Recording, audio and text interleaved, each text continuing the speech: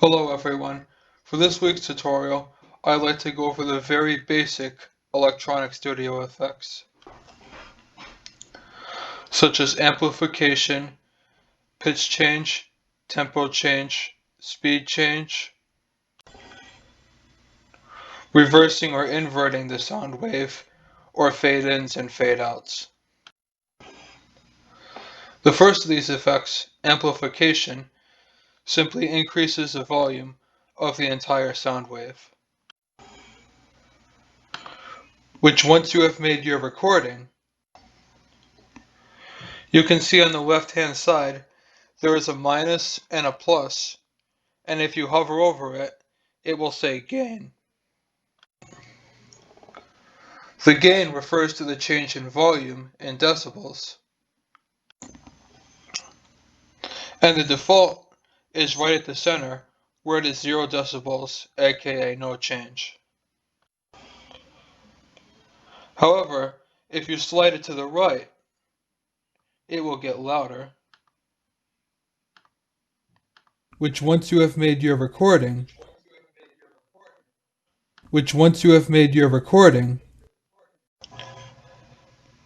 and likewise, if you slide it to the left of the center, it will get quieter, which once you have made your recording. The technical term you may hear for when amplification makes a sound quieter instead of louder is that it's called attenuation.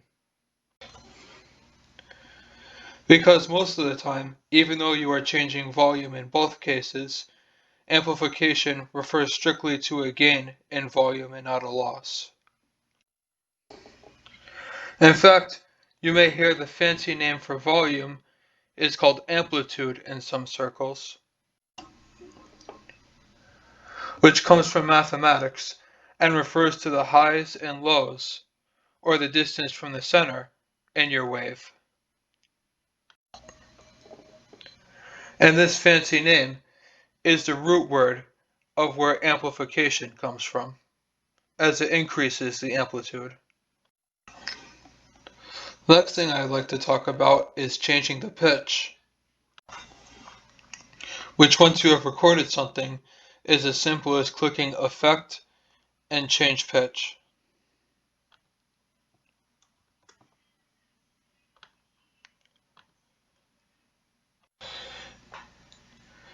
This will move the frequency of your entire sound wave,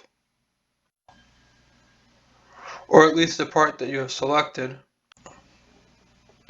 in the specified amount.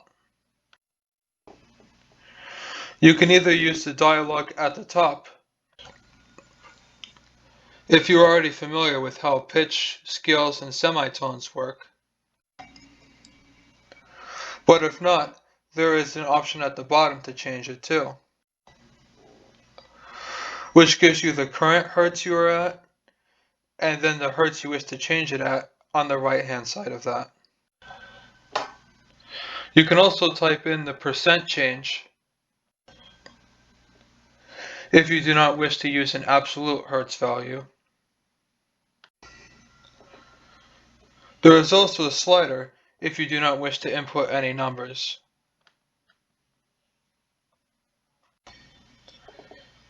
As you may be able to guess, the middle of the slider means no change, whereas the left-hand side means going deeper, and the right-hand side means going higher pitched.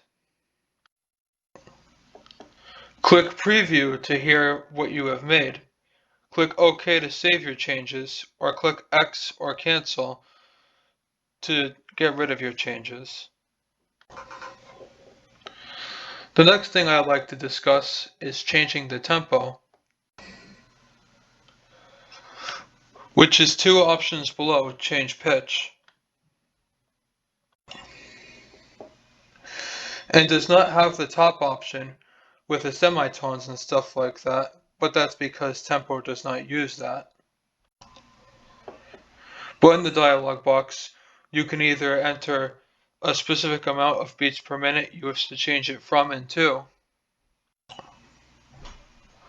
or a specific amount of length you wish to change it to in seconds. You can also use the slider at the top, which has the same rules as pitch, i.e. the middle is no change, going left is slower, and going right is faster. It also has preview, OK, and cancel buttons, just like change pitch. The next effect, change speed, is in between change pitch and tempo. And you can enter a specific number at the top you wish to change it from or to. Use the slider. Use vinyl as a reference, with the default speed being 33 and 1/3, and the other options being 45 or 78. Or enter in the length down to milliseconds instead of just regular seconds like tempo. Increasing the speed increases both pitch and tempo, and decreasing the speed decreases both pitch and tempo. The next effect I like to talk about is panning, which only works if you have a stereo system, i.e. at least 2 speakers, or headphones. By default, sound plays through both your speakers or both your headphones, and it plays an equal amount in both of them. However, if you were to shift the bar to the left, you would hear it in your left speaker or headphone more. Which once you have made your recording, And likewise, if you shifted it to the right, you would hear it in your right speaker or headphone more. which once you have made your recording, Panning is often used to get 3D depth for games, and also for movies. As you can imagine, at the extreme points, it will be in totally one or the other, with nothing in the other. But as you slide it toward the center, the balance becomes more equal, until it is 100% equal at the dead center. The next effects I like to talk about don't have any customizations, because the algorithm will take care of it all. This effect, invert, simply inverts the sound wave so that the top parts are the bottom parts, and vice versa.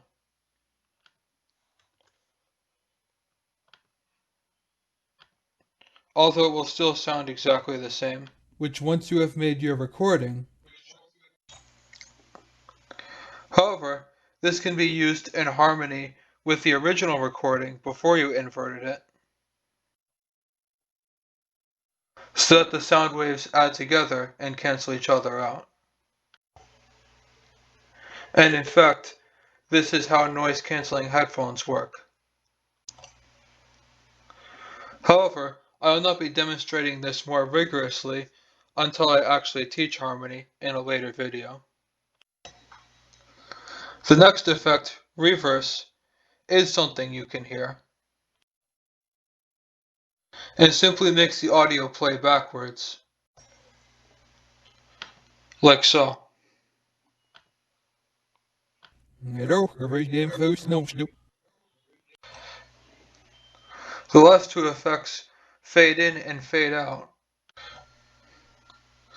make the audio progressively grow quieter or louder over time, with fade in making it start at absolute silence and then grow louder, Which once you have made your recording, and fade out making it start at its default volume and go quieter to absolute silence. which once you have made your recording, So they are essentially opposites. There is also a special type of fade out called the studio fade out, which has no fade in counterpart. It makes the fade out more smoother than the normal fade out option for a more musical effect.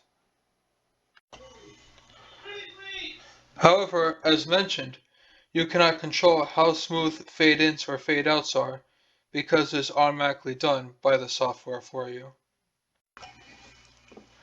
Join me in next week's tutorial where I'll begin discussing more sophisticated effects like the modulation effects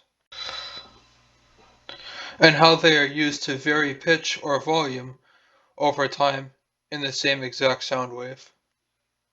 Don't forget to subscribe if you found this video informative, and make sure to see other tutorial videos, and follow me on either Facebook or Twitter for more content.